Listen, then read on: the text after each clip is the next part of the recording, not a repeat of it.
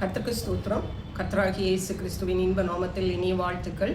இந்த ஊழியத்தின் பாதை என்ற நிகழ்ச்சியின் தியானத்திற்காக ஜெபித்த பொழுது தேவன் தந்த வசனம் மத்தேயு எழுதின சுவிசேஷம் 16ஆம் அதிகாரம் 13ஆம் வசனம்.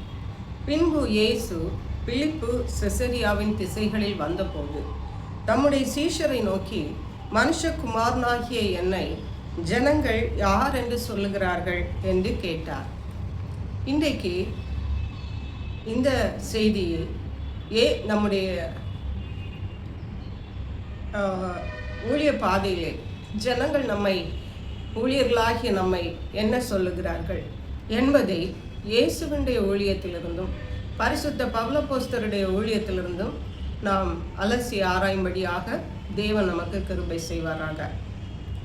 இயேசு கிறிஸ்து இந்த உலகத்திலே மனித ரூபமாக இருந்து ஊழியம் செய்த நாட்களிலே ஒரு நாள் அவருக்கு ஒரு எண்ணம், ஜனங்கள் என்னை என்னவென்று சொல்லுகிறார்கள் என்று. அதற்காக அவர் தன்னுடைய சீஷர்களை அழைத்து இந்த கேள்வியை அவர்களிடத்தில் கேட்டார். அப்பொழுது அவர்கள் சிலர் உம்மை யோவான் ஸ்நானன் என்றும், சிலர் உம்மை எலியா தீர்க்கதரிசி என்றும், சிலர் உம்மை எரேமியா தீர்க்கதரிசி என்றும், இன்னும் சிலர் தீர்க்கதரிசிகளில் ஒருவர் என்றும் சொல்லுகிறார்கள் என்று கீழே உள்ள வசனத்தில் சொல்லப்பட்டிருக்கிறது. அப்படியாக அவர்கள் பதில் சொன்னார்கள். அப்பொழுது இயேசு கேட்டார், நீங்கள் என்னை என்ன சொல்லுகிறீர்கள் என்று. ஹல்லேலூயா.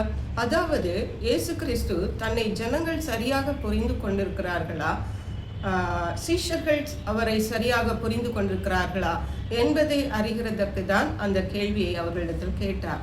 அப்பொழுது சீமோன் பேதுரு பிரதியுத்தரமாக, நீர் ஜீவனுள்ள தேவனுடைய குமாரன் என்றார். ஹல்லேலூயா. இதை கேட்ட உடனே இயேசு சொன்னார், இயேசு அவனை நோக்கி, யோனாவின் குமாரனாகிய சீமோனே, நீ பாக்கியவான். மாம்சமும் இரத்தமும் இதை உனக்கு வெளிப்படுத்தவில்லை, பரலோகத்தில் இருக்கிற என் பிதா இதை உனக்கு வெளிப்படுத்தினார். ஹல்லேலூயா. இயேசு கிறிஸ்து தேவனுடைய குமாரன், ஜீவனுள்ள தேவனுடைய குமாரன்.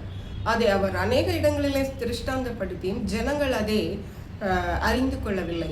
சீஷர்கள் சீமோன் பேதுரு சரியாக புரிந்து கொண்டு, நீ ஜீவனுள்ள தேவனுடைய குமாரன் என்று சொன்ன பொழுது இயேசு சொன்னார், இது மாம்சமும் இரத்தமும் உனக்கு வெளிப்படுத்தவில்லை, மாறாக பரலோகத்தில் இருக்கிற என் பிதா உனக்கு வெளிப்படுத்தி இருக்கிறார். ஹல்லேலூயா.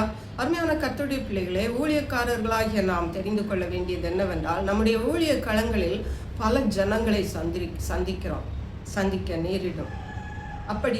அதுதான் நம்முடைய ஊழியத்தின் பாதை. அதில் பலர் நம்மை பற்றி பல காரியங்களை சொல்லுவார்கள், நினைப்பார்கள், செய்வார்கள். அது எல்லாம் தேவனுக்கு தெரியும். சிலர் நம்மை சரியாக புரிந்து கொள்ளுவார்கள், தேவனால் அழைக்கப்பட்டவர்கள், ஊழியம் செய்கிறவர்கள் என்று. சிலர் நம்மை ஒன்றுமே இல்லாமல் ஊழியத்துக்கென்று பிழைப்புக்கு வந்திருக்கிறார்கள் என்றும் சொல்லுவார்கள். வேறு சில காரியங்களை சொல்லுவார்கள். ஏனென்றால் இது உலகம் அப்படித்தான் இருக்கும், ஜனங்கள் அப்படித்தான் இருப்பார்கள். இயேசு கிறிஸ்துவை சரியாக அவர்கள் ஜனங்கள் புரிந்து கொள்ளவில்லை. யோவான் ஸ்நானன் என்று சொன்னார்கள், தீர்க்கதரிசிகளில் ஒருவன், எரேமியா தீர்க்கதரிசி என்று.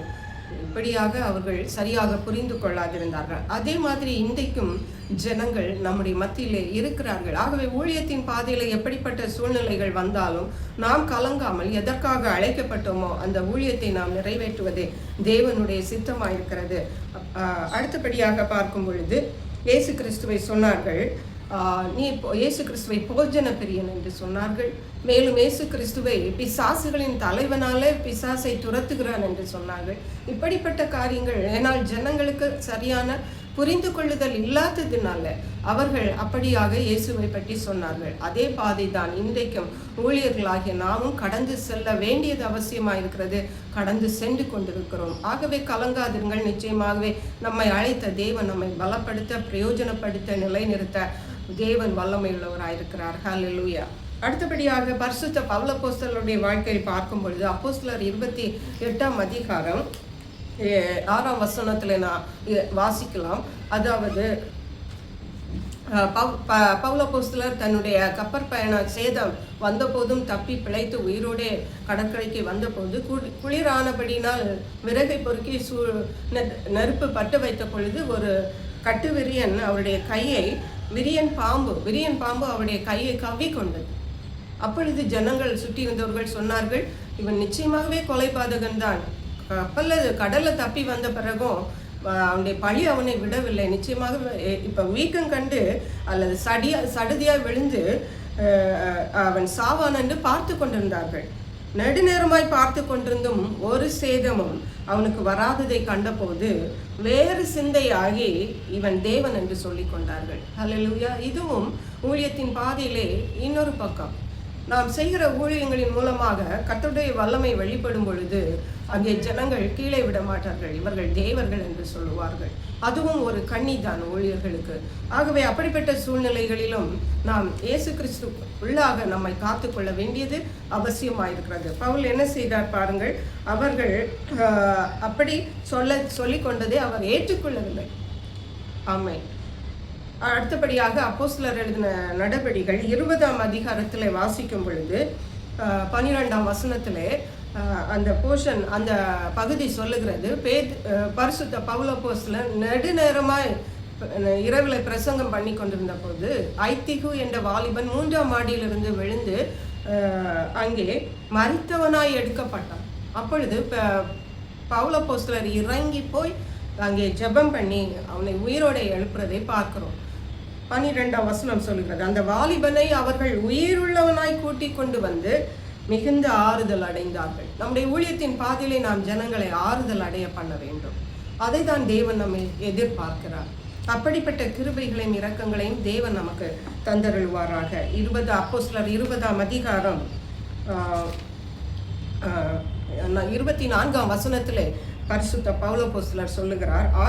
அதாவது முந்தின வசனம் சொல்லுகிறது, கட்டுகள் இருக்கிறது, உபத்திரவங்கள் இருக்கிறது, ஊழியத்தின் பாதையில பட்டணங்கள் தோறும் எனக்கு கட்டுகளும் உபத்திரவங்களும் இருக்கிறதை பரிசுத்த ஆவியானவர் எனக்கு தெரிவிக்கிறார். ஆகிலும் 20ஆம் வசனம் சொல்லுகிறார். 24ஆம் வசனம், ஆகிலும் ஒன்றையும் குறித்து நான் கவலைப்படேன். அவைகள் எந்த கட்டுகளானாலும் உபத்திரவங்களானாலும் நான் கவலைப்படேன். என் பிராணனையும் நான் அருமையாக எண்ணெய். ஹல்லேலூயா.